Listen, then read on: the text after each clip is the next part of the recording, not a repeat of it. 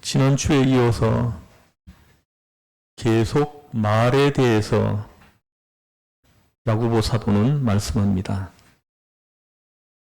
오늘 본문에서는 말에 대하여 더 깊이 들어가고 있습니다. 사람이 말을 바로 하기란 참으로 어렵습니다.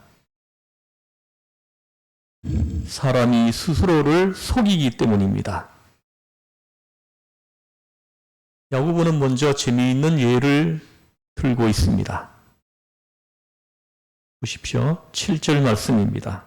같이 한번 우리 암송했죠? 암송해 보겠습니다. 여러 종류의 짐승과 시작. 여러 종류의 짐승과 새와 벌레와 바다의 생물은 다 사람이 길들일 수 있고 길들여 왔거니와 입니다. 사람들이 짐승들을 길들여서 부립니다. 말이나 소, 개, 또 비둘기, 돌고래, 우리가 다 길들여서 씁니다. 심지어는 사자나 표범 같은 맹수도 길들여가지고 사용할 줄 압니다. 창세기 1장 28절에서 말씀합니다. 하나님이 그들에게 복을 주시며 그들에게 이르시되 생육하고 번성하여 땅에 충만하라. 바다의 물고기와 하늘의 새와 땅에 움직이는 모든 생물을 다스리라 하시니라. 아멘. 사람에게 그런 권한을 주셨다 좀 하시는 것입니다. 그러므로 본디는 모든 동물이 사람의 말을 들어야 했습니다. 사람을 기쁘게 하고 사람에게 봉사하게끔 되어 있었습니다. 동시에 사람은 그 모든 동물을 사랑했었어야 했습니다. 하나님께서는 이와 같이 다스리는 능력, 다스림의 특권, 다스림의 영광을 우리에게 주신 것입니다. 여러분, 사실 평화롭게 다스리고 보면은 이 동물들이 사람에게 얼마나 많은 혜택을 줍니까? 또 동물이 얼마나 말을 잘 듣습니까? 사람과 동물이 본래와 같이 바른 관계에 설 때에는 참으로 원만한 사이가 되어 있는 것입니다. 그러나 어떻습니까? 사람이 타락하고 죄를 지음으로 말미암아 마침내 동물과 인간의 관계도 불편한 관계로 바뀌고 때로는 원수같이 되기도 하는 것입니다. 그렇더라도 동물을 사랑하는 마음, 정말로 사랑하는 마음으로 잘만 길들이면 얼마든지 사람의 뜻대로 부를 수 있고 쓸 수 있게 되는 것입니다. 그래서 오늘 본문 7절에서 분명히 말씀합니다. 아까 우리가 암송했죠? 여러 종류의 짐승과 새와 벌레와 바다의 생물은 다 사람이 길들일 수 있고 길되어 왔거니와 하지 않습니까? 사람이 짐승을 길들일 줄 안다. 길들임으로 짐승도로 가라면 가고 오라면 오게 할 수도 있습니다. 우리 교회 옆에 애견 놀이터가 있는데 제가 가끔씩 이렇게 넘어봅니다. 넘어보면은 이리 오라고 하니까 막 달려오고요. 저쪽에 주워 오라 그러니까 막 뛰어가서 주워 오고 하더라고요. 여러분들도 애견 키우시는 분들이 있죠? 그냥 앉힐 수도 있고, 서게 할 수도 있고, 심부름을 시키기도 하고, 재롱도 피우게 할 수 있습니다. 사람들이 길을 들여서 동물들을 마음대로 원하는 대로 할 수 있다는 것입니다. 그러나 우리의 작은 입속에 있는 새치 혀 하나를 길들이지 못한다고 지금 말씀하시는 것입니다. 8절 보십시오. 같이 한번 암송해 보겠습니다. 시작. 혀는 능히 길들일 사람이 없나니 쉬지 아니하는 악이요 죽이는 독이 가득한 것이라. 저는 이 말씀을 묵상하는데 섬뜩했어요. 야고보 사도가 목회하던 그 당시에도 그 초대교회 성도들도 말 때문에 참 많은 문제가 생겼던 것 같습니다. 여러분이 이렇게 지금까지 살아오면서 지금까지 한 말을 한번 이제 쓸어 담아 본다면 얼마나 될까요? 아마 어마어마하게 그 분량이 많을 것입니다. 혀 하나 길들이지 못해서 안 해도 될 말을 불쑥 내뱉어 놓고는 아차하지만 때는 늦어서 급기야는 본인에게뿐만 아니라 남에게까지 화를 불러 드리는 일들이 얼마나 많았습니까? 혀가 학은이 되는 것입니다. 여러분, 우리가 말을 할 때에는요, 사전에 꼭 생각할 점이 몇 가지 있습니다. 이걸 생각하면서 말을 해야 돼요. 그 첫째는 내가 지금 말하려고 하는 것이 사실인가? 이걸 먼저 자기에게 물어봐야 합니다. 남에게서 들은 소리 가지고는 함부로 말해서는 안 됩니다. 내가 한 말에는 나 스스로가 책임을 져야 하기 때문입니다. 둘째로, 내가 하는 말이 다른 사람에게, 듣는 사람에게 덕이 되는 것인가를 자기에게 물어봐야 합니다. 물어보고 말을 해야 합니다. 그 말이 덕이 된다면 할 것입니다. 그 말이 저 사람에게 이익이 된다면 할 것입니다. 그 말이 교회에 유익하면 할 것입니다. 셋째로, 그 말로 파급되는 영향을 생각해야 합니다. 여러분, 내가 A한테 말을 합니다. 그럼 내 말을 들은 A가 B한테 말을 합니다. 또 A의 말을 들은 B가 C한테 말을 합니다. 또 C가 D에게 말을 합니다. 여러분, 내가 하는 말이 이렇게 한 사람 한 사람에게 퍼져나갈 때 어떻게 될까? 이것을 생각해야 한다는 것입니다. 넷째로, 이 말을 과연 내가 할 말인가? 아니면 남이 할 말인가를 생각해야 합니다. 이 일은 하나님께 맡길 일인가? 내가 할 일인가? 저 사람이 할 일인가? 내가 할 일인가를 생각해야 합니다. 그리고 다섯째는 내가 하는 말에 내가 책임질 수 있는가를 생각해 보아야 합니다. 특별히 하나님 앞에서 내 말에 철저히 책임을 져야 합니다.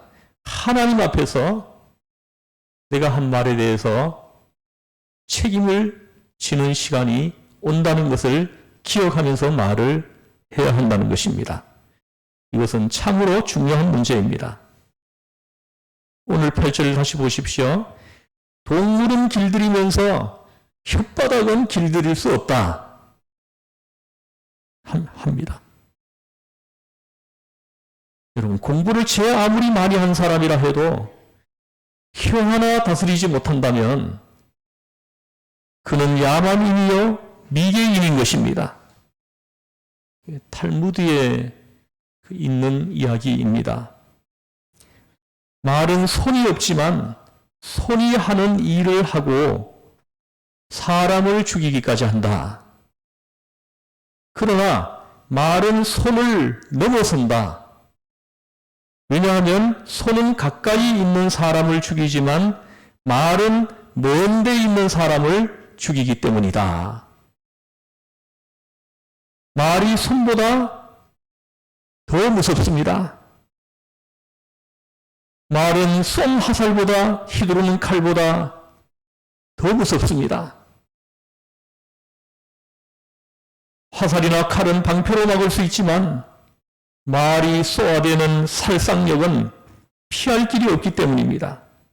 우리 9절 10절을 같이 한번 암송해 보겠습니다. 9절 10절 이것으로 우리가 시작 이것으로 우리가 주 아버지를 찬송하고 또 이것으로 하나님의 형상대로 지음받은 사람을 저주하나니 한 입에서 찬송과 저주가 나오는도다. 내 형제들아 이것이 마땅하지 아니하니라. 이것이 마땅하지 아니하니라.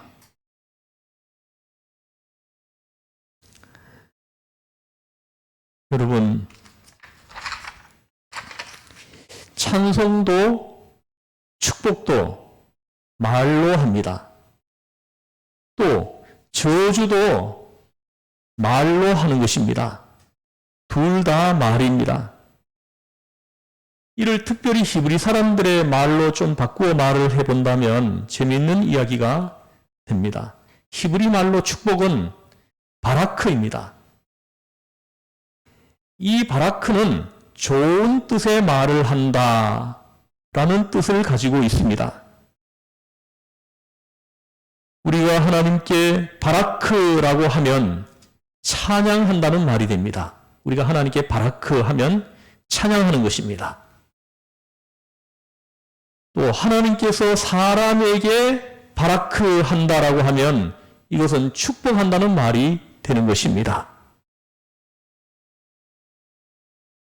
우리가 부르는 찬송 가운데 그 복되신 하나님이라고 하는 구절이 있는데 사실 이것은 말이 안 되는 것입니다.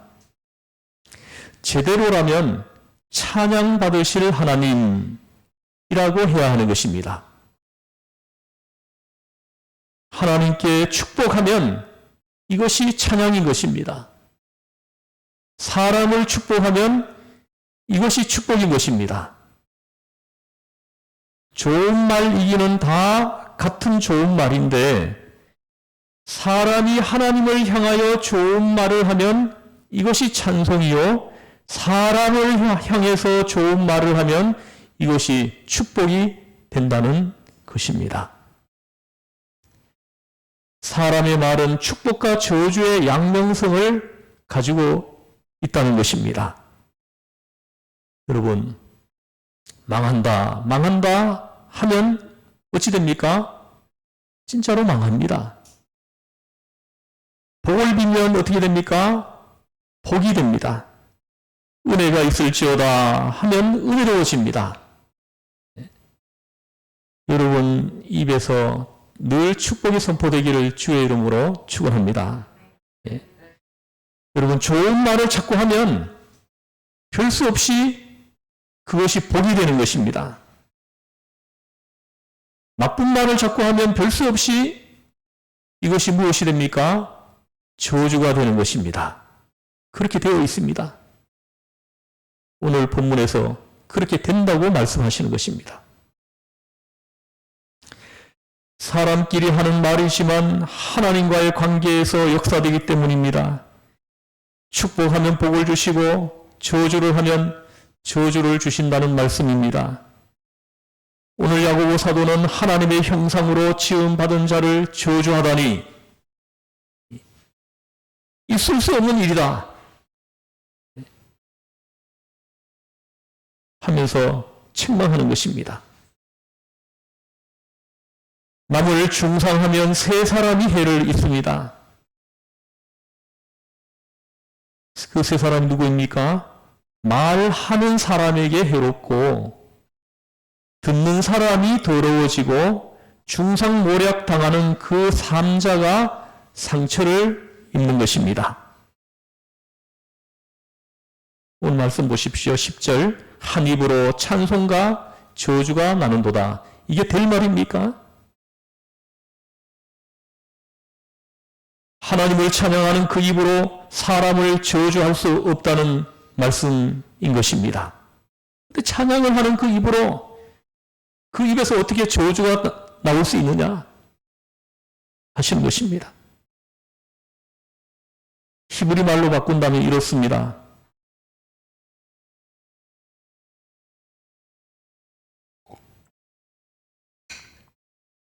한 입으로 함께 바라크하고 돌아서면 사람에게도 바라크 해야 되는데 하나님께는 좋은 말을 하면서 사람에게는 나쁜 말을 하다니 있을 수 없는 일이라는 것입니다. 하나님께 좋은 말을 하는 그 사람이 사람에게 나쁜 말을 하는 거 있을 수 없다는 거죠. 여러분 말씀을 들으면서 찔리신 분이 계시면 회개하시기를 주의 이름으로 권면합니다. 찔려야 됩니다. 저도 이 말씀 준비하면서 묵상하면서 찔려서 너무 아팠어요.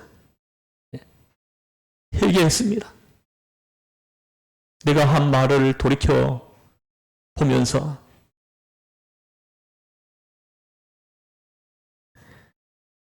하나님 앞에 찬양하고 사람 앞에 복을 빌고 이것이 바로 정상적인 관계인 것입니다. 예배 잘 보고 돌아서서 가다 무슨 일을 만났을 때 불식간에 나쁜 소리가 입 밖에 툭 튀어나온다면 이 사람은 제대로 된 믿음이라 할 수 없습니다. 바른 믿음이 아닌 것입니다. 말씀 위에 세워진 믿음이 아닌 것입니다. 정신 바짝 차릴 것입니다. 우리가 주님 앞에 서는 날을 생각해야 합니다. 한 번은 어느 교회에 부흥회가 있었는데요. 인도하시는 목사님의 주요한 말씀이 성도들이 교회에서 선포되는 말씀을 받고는 받은 그 말씀을 밖에 나가서는 실천하지 않는다는 것입니다. 이것이 그 목사님이 말씀을 전한 메시지 주요 골자입니다. 그런데 그 부흥의 마지막 날이었습니다. 그 교회 어느 장로님의 부인이 느닷없이 이부자리를 머리에 이고 예배당에 들어오는 것입니다. 모두 깜짝 놀라서 이불은 왜 가지고 나왔느냐 하고 한마디씩 했습니다. 그랬더니 이 부인이 하는 말이 아예 이제부터는 교회에서 살겠다는 것입니다. 그 이유인즉 자기 남편 장로님이 예배당에서는 천사 같다는 것입니다. 천사 같은데 집에만 들어오면 못 되신다는 것입니다. 부흥회 마치고 난 이 좋은 기분으로 오늘부터는 예배당에서 살겠다 하고 선포를 하더라는 것입니다. 그 남편 되는 그 장로님 톡톡이 망신을 당한 셈이죠. 사랑하는 성도 여러분, 오늘 성경 말씀이 복잡한 것이 아닙니다. 하나님 앞에 찬송한 그 입으로 어찌 저주한단 말이냐. 찬송을 부르는 그 입술로 어찌 저주한단 말이냐. 간단한 말씀입니다. 하나님 앞에 찬양하고 은혜가 충만했는데 그 은혜로 어떻게 남을 헐뜯는 소리, 남에게 해로운 소리를 할 수 있겠느냐.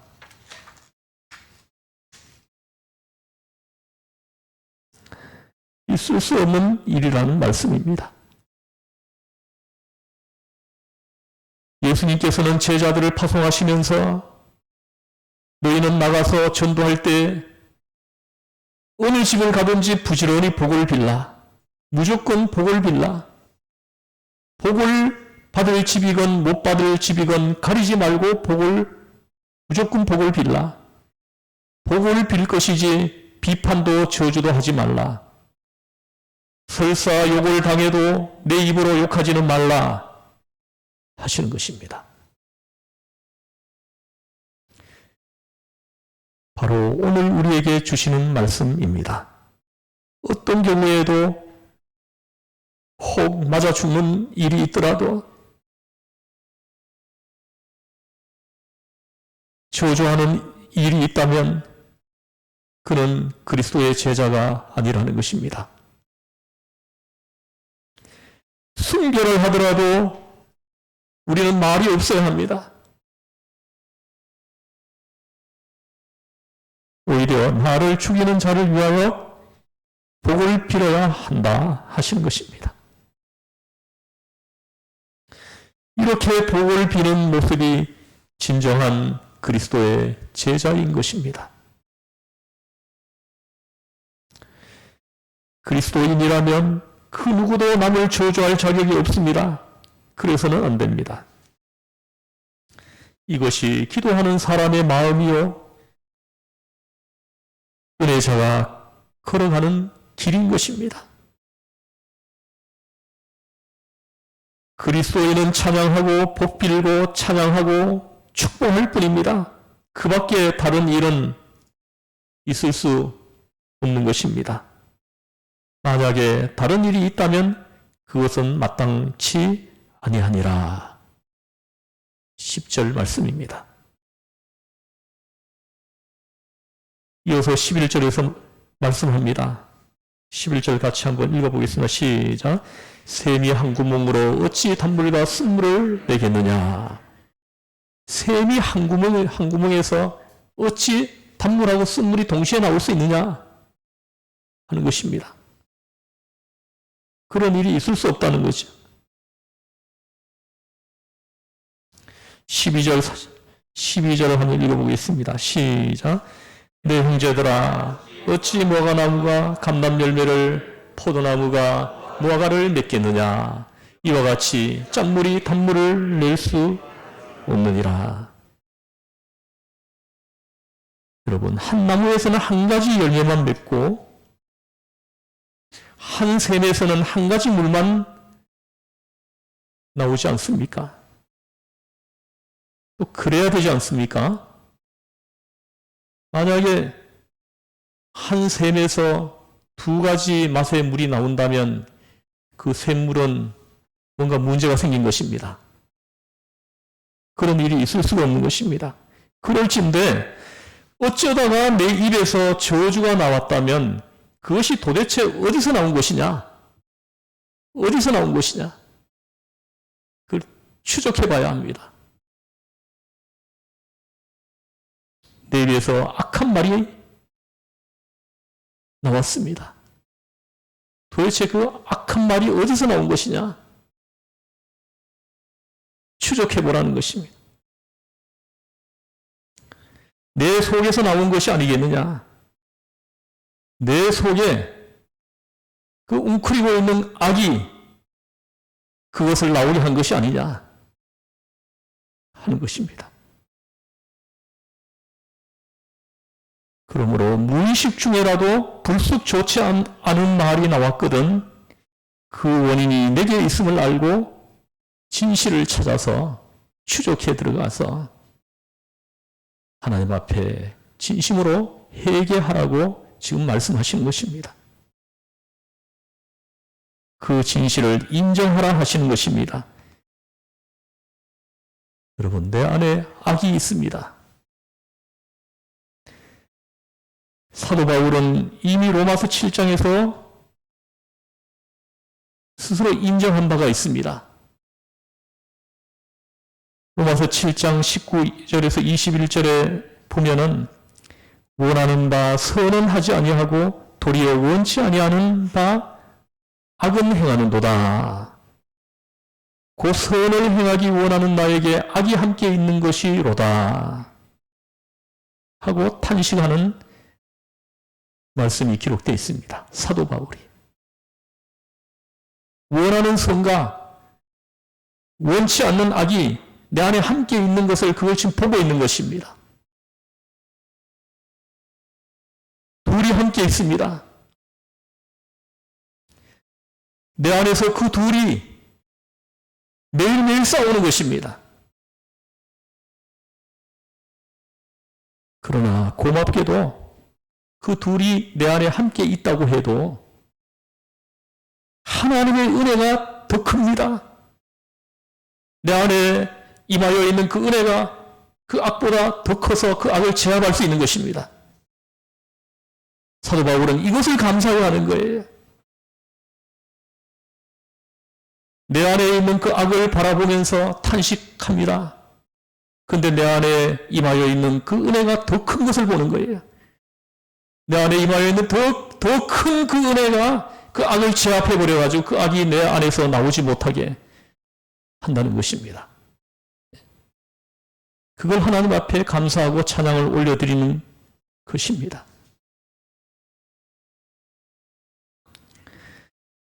무름지기 내 안에 있는 악을 인정할 것입니다. 절대로 기피하지 말고 변명하지 말 것입니다. 가끔 좋지 않는 말을 해놓고는 이렇게 말하는 사람이 있어요. 나는 본래 그런 사람이 아닌데 어쩌다 그만 실수를 했다 라고 변명을 합니다. 여러분, 가당치 않는 말입니다. 그대로 인정하는 것이 옳습니다. 내 안에 악이 있다 하고 고백을 해야 합니다. 내 속에 그것이 있기 때문에 그것이 나오는 것입니다. 내가 본디 그런 사람인 것입니다. 이것을 하나님 앞에서 진실하게 고백하고 인정하고 그리고 다시 진실로 돌아가서 무릎 꿇고 회개할 것입니다. 그럴 때 하나님이 도우십니다. 성령께서 역사하십니다. 한 셈에서 단문만 나올 수 있는 그런 은혜로운 생활을 할 수 있도록 성령께서 도와주신다는 것입니다.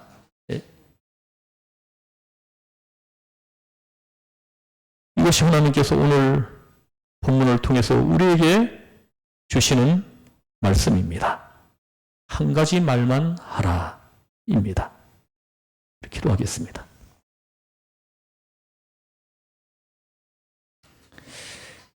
하나님을 찬양했으면 축복할 것이요 은혜 안에 사는 것이면 은혜를 베풀 것이요 하나님 앞에 기도했으면 감사하다는 말만 해야 하느니라. 오늘 주님 우리에게 말씀하셨습니다. 하나님, 주님 말씀하신 이 말씀이 내 삶 전반을 지배하게 하여 주옵소서. 우리 죄에서 구원하신 예수님의 이름으로 기도드리옵나이다. 아멘.